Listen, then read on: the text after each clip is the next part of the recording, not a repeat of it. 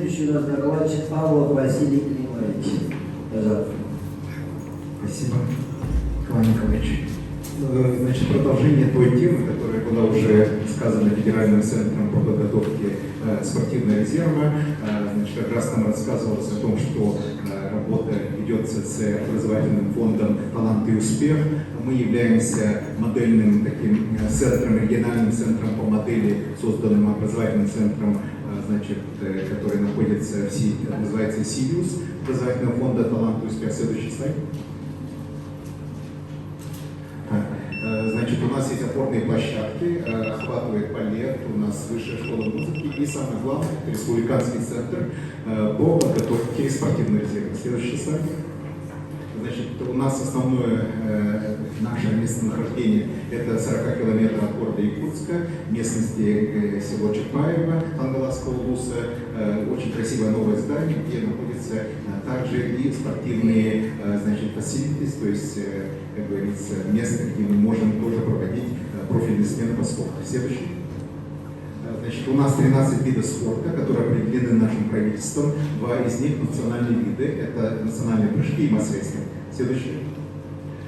Значит, у нас все работа ведется как раз по трем основным направлениям. Это проведение профильных смен. Второе, значит, определение организации конкурса грантов нашим по 13 видам спорта. И самое интересное – это организация образовательных экспедиций в муниципальные образования Республики Саха-Якутия. Следующий слайд. Следующий. Да, значит, как я уже говорил, самое интересное – это образовательные экспедиции, которые мы провели уже в 19 районах, улусах нашей республики. Значит, проведено очень много мероприятий, 89 значит, населенных пунктов мы посетили. Это специалисты по спорту, тренера и прочее, которые проводят отбор на месте в виде очень красивого такого фестиваля. Приняли участие 14 тысяч детей. Следующий слайд. Следующий слайд, пожалуйста. Да, 14 у нас было, значит, много участников, но, как тут видно, да, преодолено уже 21 тысяч километров, которые провели наши участники нашей экспедиции. Следующий. Да, итоговый охват очень большой, 14 тысяч детей. Следующий.